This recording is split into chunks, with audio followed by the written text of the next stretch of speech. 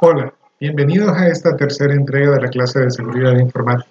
En esta ocasión comenzaremos hablando respecto a las contramedidas de seguridad, tema relacionado con lo que hemos venido viendo a lo largo de la clase. Comencemos. Muy bien, comenzaremos definiendo qué son las contramedidas de seguridad. Cuando nosotros hablamos en el primer parcial respecto a hackeo ético, nos centramos en la evaluación de riesgos. Definimos lo que eran vulnerabilidades y amenazas. En el segundo parcial nos centramos en lo que eran buenas prácticas y estándares. Muy bien. En el primer parcial nosotros lo que buscábamos era poder identificar nuestras vulnerabilidades y poder prever amenazas. La idea era sentir la vulnerabilidad dentro de un sistema de información y ver qué tan sencillo era poder ingresar. En el segundo parcial vimos buenas prácticas.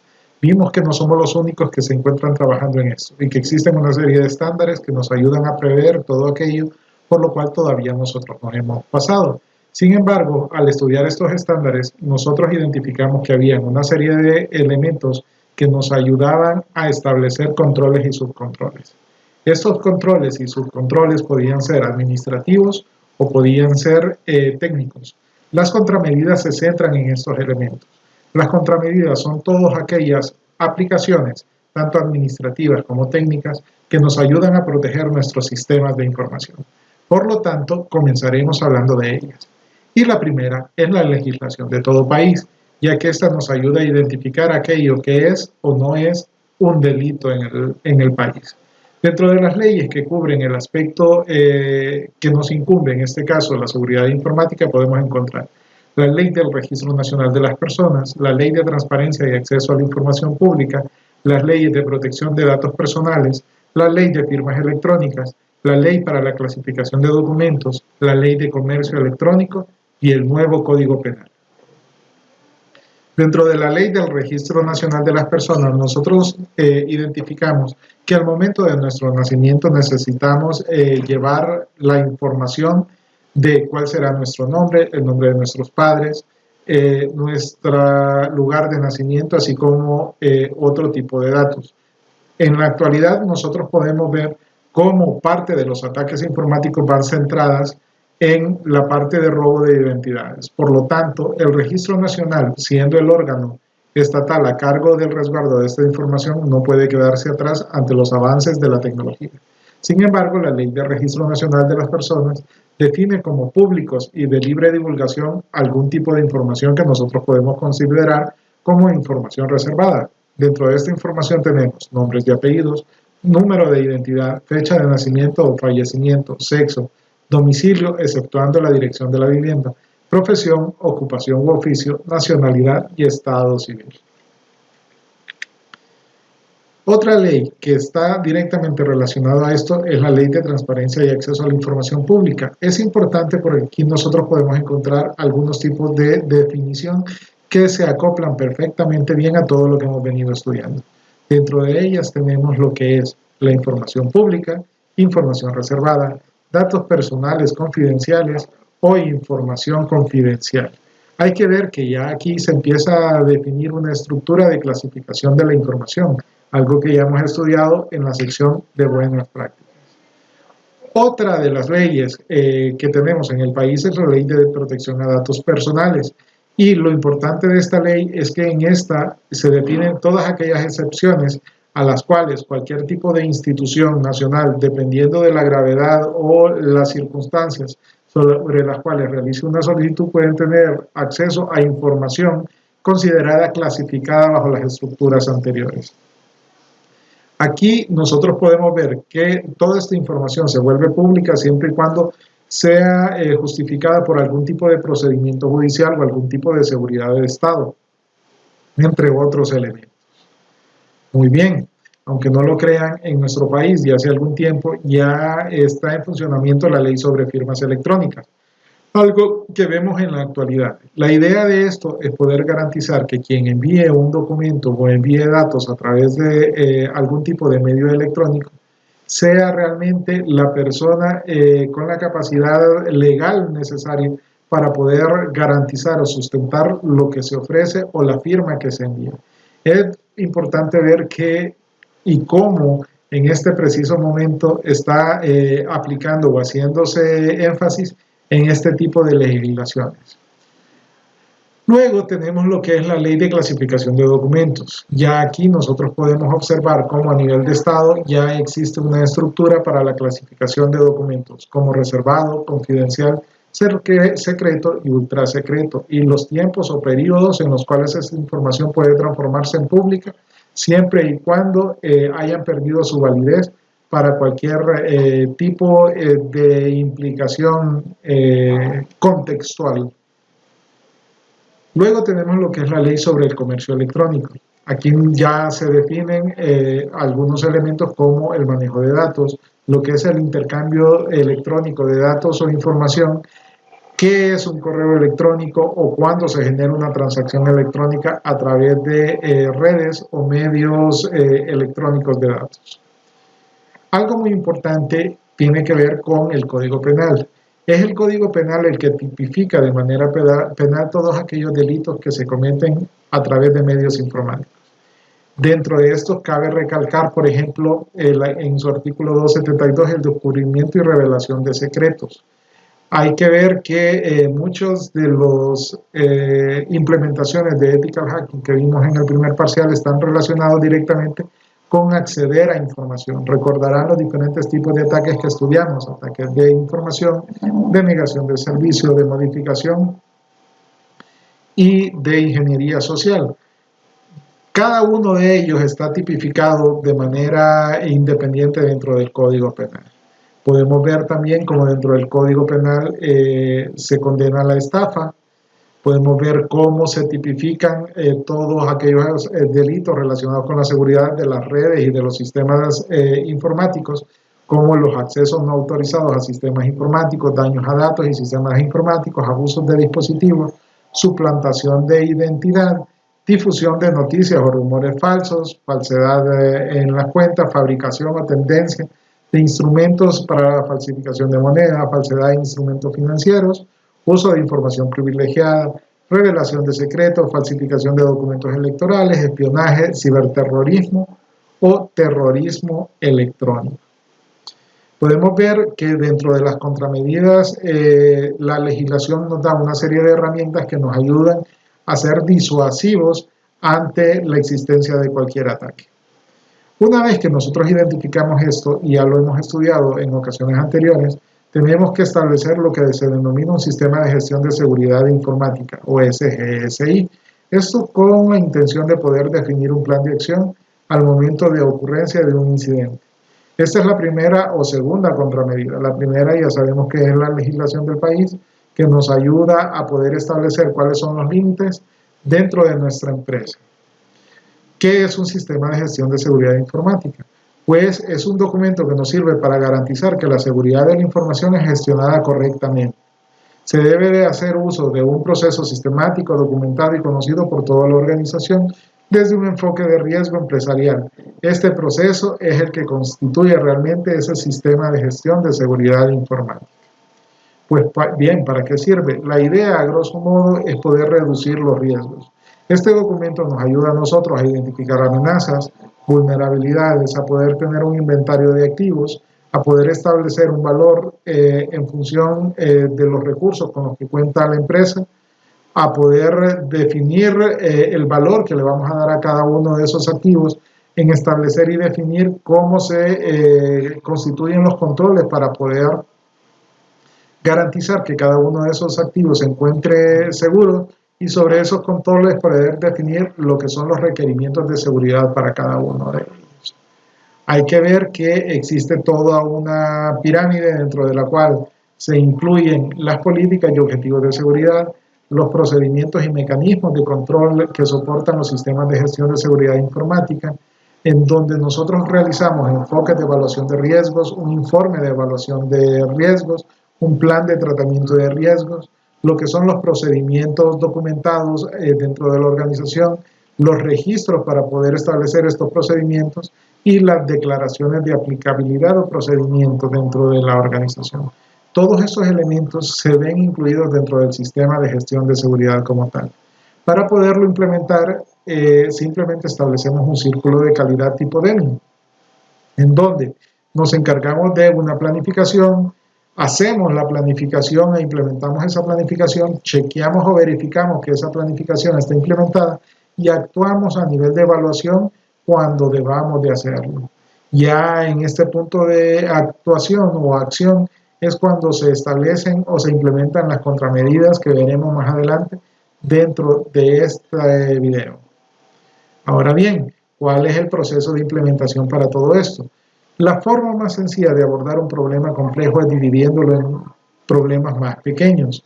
Esto aplica tanto para programación como para las capas de comunicación a nivel de telecomunicaciones, como para la implementación de un sistema de gestión de seguridad informática. Por lo tanto, lo primero es definir las políticas, luego definir el alcance del sistema de gestión de seguridad, realizar el análisis de riesgos, establecer la gestión de riesgos informáticos o riesgos de la organización, seleccionar los controles e implementar los mismos, definir la aplicabilidad de cada uno y luego pasar al proceso de revisión del sistema. Ya en este punto nosotros daríamos inicio a la auditoría, la cual no hace otra cosa que medir la brecha entre las políticas establecidas al inicio y la implementación de todo el sistema de gestión de seguridad informática.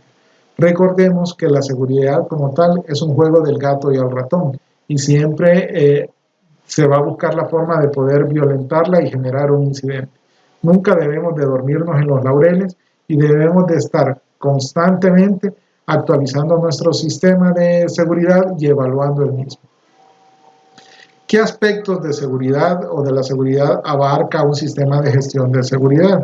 Pues bien, este va desde la elaboración a nivel estratégico de las políticas de seguridad al nivel operativo, en donde se gestionan los incidentes, se define la continuidad del negocio, se definen las comunicaciones y operaciones, así como en la adquisición, desarrollo y mantenimiento de los sistemas de información, pasando por mandos intermedios, como son la seguridad física y de entorno, seguridad de recursos humanos, la gestión de activos, los controles de acceso, la organización de la seguridad de la información como tal. Hay que ver que aquí entran diferentes áreas de conocimiento. Por ejemplo, la seguridad legal, sustentada en los elementos de carácter jurídico que vimos al inicio del video. La seguridad física, la seguridad lógica centrada en software y la seguridad de la organización que se basa en el hecho de poder garantizar la continuidad del negocio en caso de un incidente. Una de las principales contramedidas que utilizamos o solemos utilizar es la encriptación. ¿En qué consiste la encriptación? Esta es una técnica que trata sobre la protección de la información frente a observadores no autorizados y busca garantizar la confidencialidad, autenticidad y la integridad de la información. Dentro de los conceptos que utilizamos para poder entender esta técnica tenemos el texto claro, que es el mensaje o información sin cifrar, el criptograma, que es el mensaje ya encriptado o cifrado, el criptosistema, que es quien cuenta con los algoritmos necesarios para transformar el texto claro en criptograma, y los criptoanálisis. Por lo general, estos se utilizan para poder violar el criptograma. La idea de esto es generar algoritmos o encontrar los algoritmos utilizados para poder transformar ese criptograma en texto claro, sin la autorización para poderlo hacer. Existen varios métodos para esto, dentro de los que destacan la fuerza bruta y el uso de diccionarios. Ahora bien, existen dos tipos de cifrados o criptosistemas, los que son simétricos o basados en llave privada y los que son asimétricos basados en llave pública. La idea de los sistemas simétricos es poder utilizar la misma llave tanto para el cifrado como para el descifrado de la información. La única desventaja es que en determinado momento nosotros debemos de hacerle llegar esta llave a la persona que descifrará el mensaje, y si esta es interceptada por terceros y no nos damos cuenta, cualquier tipo de mensaje cifrado utilizando esta llave podrá ser interceptado y por lo tanto descifrado por la persona que tenga el mensaje y tenga la llave. Los criptosistemas asimétricos o de llave pública son un poco más complejos Y la idea de esto es utilizar tanto llaves privadas como llaves públicas. Las llaves públicas son intercambiadas y conocidas por cada uno de los miembros que hacen uso del sistema. Sin embargo, los resultados de encriptación únicamente podrán realizarse a través de la llave privada.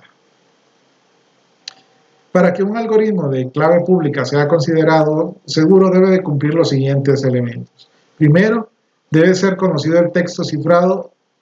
No debe ser posible encontrar el texto en claro ni la clave privada.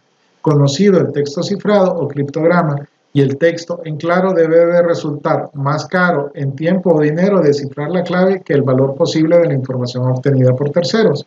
Conocida la clave pública y el texto en claro, no se debe de poder generar el criptograma correcto encriptado con la llave privada. Y dado el texto encriptado con una clave privada, solo existe una pública capaz de desencriptarlo y viceversa. Este es el principio básico para las firmas digitales, que era lo que platicábamos anteriormente. La idea de esto es únicamente garantizar el hecho de que el documento que se envía bajo la firma que nosotros estamos utilizando realmente pueda ser validado y ser validada su procedencia. Este es el principio que se utiliza para las páginas seguras SSH. Muy bien, ya en este punto hablaremos un poquito respecto a lo que es la seguridad en red. Comenzaremos hablando respecto a la seguridad perimetral. Hay que ver que el término de seguridad perimetral en la actualidad es bastante amplio, sobre todo por la forma en la cual las empresas interactúan con sus clientes. Las fronteras a través de las cuales nosotros podemos acceder a los sistemas de nuestras empresas poco a poco han sido borradas, sobre todo por el teletrabajo. Sin embargo, nosotros debemos de estar conscientes de que existen una serie de equipos que nos ayudan a proteger estos perímetros, dentro de los cuales podemos establecer los firewalls o cortafuegos, el uso de VPNs, el uso de IPS y los IDS o sistemas de detección de intrusos. Hay que ver que tanto existen procedimientos técnicos como procedimientos administrativos. Por lo tanto, aquí entran elementos como gestión y control de accesos e identidad que podríamos utilizar en función de quién soy, qué tengo o qué me identifica. La externalización de servicios de seguridad cuando las empresas son muy pequeñas y requerimos de alguien que nos brinde la seguridad dentro de nuestra empresa, y la planificación e implantación de infraestructuras de seguridad como tal. Muy bien, cuando nosotros hablamos de cortafuegos, VPNs, IDS e IPS, definimos que en función de la capa de protocolo pueden clasificarse como comunicaciones en las que actúan cortafuegos de nivel de red o cortafuegos a nivel de aplicación. Otra forma de clasificarlos es según su ámbito de protección, que podrían ser personales o corporativos. En cuanto a su formato, pueden presentarse integrados en el software como en las aplicaciones. Por lo tanto, nosotros podemos encontrar cortafuegos a nivel de software, cortafuegos a nivel de hardware o cortafuegos tipo UTM a nivel de threat management, por decirlo de alguna forma, los cuales buscan la unificación de amenazas o la identificación de amenazas. De igual manera, tenemos los cortafuegos a nivel de aplicaciones de terceros. También en estas categorías se pueden incluir otro tipo de productos como las redes privadas virtuales, los sistemas de prevención y detección de intrusos, así como los filtros de contenido. A nivel de gestión y control de accesos de identidad, podemos encontrar, según su funcionalidad, lo que son las herramientas de control de acceso a redes corporativas o famosas NACs, las herramientas de gestión de identidad y autenticación y los servidores de autenticación, así como las herramientas Single Sign-On o SSO. Hay que ver que cada una de estas trabaja en diferentes capas o a diferentes niveles, ya sea a nivel de ingreso a sistemas totalmente corporativos, a nivel de redes de área local bien definidas o a nivel de sistemas de información para usuarios únicos. Cuando hablamos de externalización de servicios de seguridad, nos topamos aquí con que la externalización de los servicios de seguridad consiste en la subcontratación de actividades propias de seguridad o actividades que garantizan la seguridad de la información en las empresas. Esta puede ser seguridad gestionada por terceros o un outsourcing de personal. ¿Qué quiere decir esto? que la seguridad gestionada establece el hecho de que una tercera empresa instalará y administrará nuestros equipos cuando personal local o personal de la misma empresa se encargará de la administración o gestión de la seguridad de estos equipos. Y el outsourcing de personal consiste en la contratación de terceros para la administración de la seguridad dentro de nuestra organización. A nivel de planificación e implementación de infraestructura, debemos de estar conscientes de que la parte de infraestructura, como vimos en el primer parcial, juega un papel importante. Por lo que aquí debemos de garantizar la planificación de la infraestructura en base a las necesidades, la implementación de esta infraestructura y la gestión de infraestructura en el tiempo. Dentro de este elemento, cabe mencionar el hecho de poder garantizar los mantenimientos de la misma para que siempre sea funcional. Las contramedidas básicas son esas contramedidas que nosotros podemos aplicar tanto a nivel corporativo como a nivel de pequeñas empresas o a nivel personal. En este punto podríamos identificar los sistemas de protección de intrusos y los sistemas de detección de intrusos y los famosos firewall. Hay que ver que estos tres son totalmente distintos a nivel de operación, aunque el equipo pueda ser el mismo. El sistema de protección de intrusos consiste en el hecho de que una vez detectado el intruso, se pueden establecer una serie de reglas para poder bloquear su acceso a través de un firewall. Este simplemente sirve para la gestión de todos los recursos que impedirán o contraatacarán a la búsqueda en función del incidente que ha ocurrido. El IDS como tal sí sirve para poder detectar esto, pero para poder configurar un IDS yo tengo que tener una línea base de qué es normal dentro de mi empresa para poder identificar lo que se consideraría un incidente. Y el firewall viene a ser como el brazo de control que nos limita a poder permitir o denegar el acceso en función de la capa en la cual esté instalado el mismo. Lo primero que debemos de definir cuando establecemos cualquiera de estos tres elementos es qué tipo de política implementaremos. Si será una política restrictiva basada en lista blanca o una política permisiva basada en lista negra. ¿Qué quiere decir esto? Por ejemplo, políticas restrictivas basadas en lista blanca. Se bloquea todo excepto aquello a lo que se tenga acceso. Políticas permisivas. Se permite todo excepto aquello a lo que se le deniegue el acceso. En cuanto a los sistemas de detección y prevención de intrusos, nosotros lo que hacemos y para lo que nos sirve es para la identificación de posibles ataques. Nos permite llevar un log y un registro de eventos. Nos permite bloquear el ataque a través de la gestión de firewalls. Y nos brinda un reporte a administradores y personal de seguridad para saber qué fue lo que ocurrió. El firewall viene a ser como en realidad el que hace el trabajo a nivel de contramedida. El IDS detecta, el IPS administra y establece la gestión en función de lo que se detectó y el firewall como tal viene y define qué es lo que va a hacerse en función de esa detección. Por lo tanto, este puede funcionar a nivel de circuito de pasarela o capa 2, a nivel de capa red o capa 3, a nivel de capa de aplicación, a nivel de cortafuego principal, y existe un elemento de configuración bastante interesante que es el que se denomina zona desmilitarizada. Y esto se aplica cuando tenemos una red de área local y una red de área externa interactuando entre sí. Como estrategia importante a nivel de seguridad está una configuración que se utiliza comúnmente en zonas desmilitarizadas denominada honeypots. Los honeypots son trampas, son una parte de la configuración de red que se deja desprotegida a propósito para que al momento de visualizarse se vea lo más vulnerable posible con la intención de redirigir el primer ataque hacia nuestras organizaciones a ese punto y poder identificarlo y monitorearlo y poder establecer las contramedidas necesarias para que no afecte los sistemas reales. Esta es una estrategia muy valiosa a nivel de seguridad, sobre todo en administración de redes. Muy bien, ya en este punto nosotros necesitamos pensar también no solo en los IDS para detección y protección y los firewalls para bloqueo, sino que también herramientas de análisis de tráfico y de administración de virus. En este caso, los coloco juntos porque en realidad lo que se hace es un análisis del comportamiento de los sistemas o de los programas que ingresan a nuestros sistemas. Recordemos que un virus informático no es otra cosa que un programa que tiene cierta codificación que en función de la misma permite o busca vulnerabilidades en el sistema.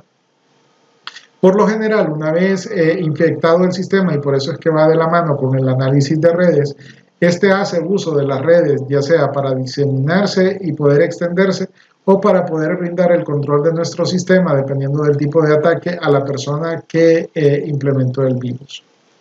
Por lo tanto, las herramientas de análisis, tanto a nivel de virus como a nivel de red, son primordiales.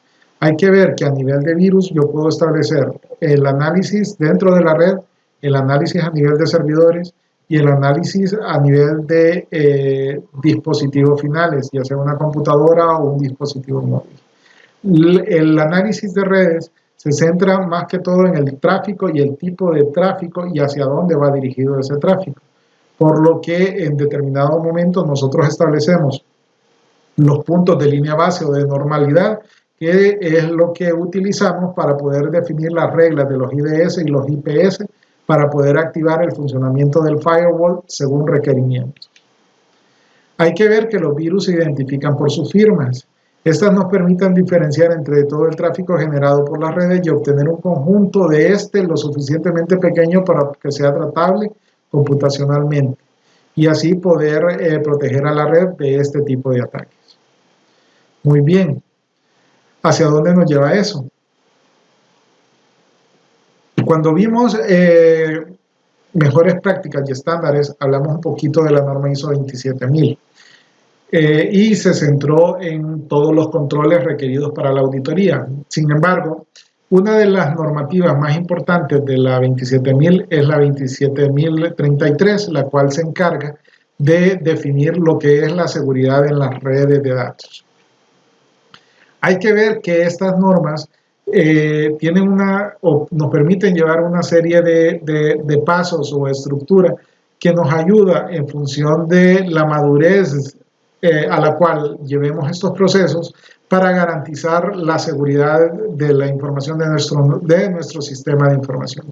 Y todo esto nace en función del análisis de riesgos, en donde nosotros dentro de esta norma establecemos lo que es la parametrización de esos riesgos, que no es otra cosa que poder ponderar a nivel evaluativo, si lo quieren decir de esa forma, los riesgos a los cuales nosotros nos enfrentamos. Definimos el inventario de activos, realizamos el análisis de riesgos, definimos la evaluación de los riesgos y definimos cuál será el tratamiento que nosotros daremos a estos riesgos. Una vez que tenemos esto, generamos lo que se denomina un desarrollo de análisis de brechas o un gap analysis. En este punto nosotros hacemos la estructura detallada de trabajo y el registro de interesados de nuestro proyecto de seguridad. En ese registro de interesados ponemos a todos los elementos que forman parte y todos los departamentos que requieren o se apoyan en el sistema de gestión de seguridad informática que nosotros estamos desarrollando. Definimos una matriz de poder para poder identificar cómo vamos a realizar la escalabilidad de los problemas en caso de tener incidentes. Venimos y definimos el nivel de compromiso de cada uno de los interesados, definimos los hitos principales del proyecto y la recopilación y priorización de requerimientos para poder identificar por dónde vamos a iniciar. Ya en este punto de análisis de brecha es donde entra en juego la herramienta que desarrollamos en el segundo parcial para poder identificar en función de los pilares de la seguridad por dónde comenzaríamos nosotros a fortalecer nuestro sistema de gestión de seguridad. Una vez que determinamos eso, pasamos al elemento más técnico, que es el diseño de la red informática. En este punto nosotros definimos la implementación de la gestión unificada de amenazas bajo un documento denominado UTM. Definimos la estructura de zona desmilitarizada en caso de ser necesaria. Vemos cuáles son los pros y contras de la implementación de esta zona desmilitarizada. Definimos el uso de las diferentes IPs públicas y cómo van a ser administradas.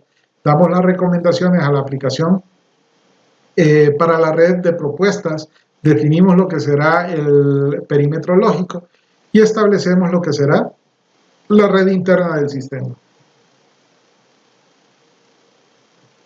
Si se fijan, es bastante trabajo, no simplemente es el hecho de poder configurar el equipo, sino cómo lo vamos a configurar, qué estructura vamos a utilizar, cómo vamos a ligar nuestro equipo físico con el perímetro lógico que queremos establecer y cómo implementaremos dentro de cada uno de estos elementos nuestros IDS, IPS, nuestros firewalls o cortafuegos dentro de los equipos más comunes a nivel de contramedidas en red. De igual manera, cabe mencionar que aquí entran en juego todos los elementos que componen nuestro sistema de información. Por lo tanto, definimos también cómo trabajarán los servidores, cómo trabajarán las aplicaciones, qué tipo de seguridad se establecerá para cada una de ellas, cuáles serán las políticas de seguridad en las estaciones de trabajo y servidores, cómo se manejará la protección contra las descargas eléctricas, y esto entra a nivel de infraestructura, cómo se manejarán las políticas de cuentas de usuario, cómo realizaremos las políticas de claves de acceso a los programas administrativos, cómo manejaremos los costos o de dónde tomaremos los costos para la implementación de esta seguridad. Y con esto estaríamos completando el contenido del tercer parcial relacionado directamente con contramedidas. Los invito a estudiar los materiales y hacerme llegar todas sus consultas o dudas para poder profundizar en las inquietudes que ustedes tengan. Gracias por acompañarnos y estamos a sus órdenes.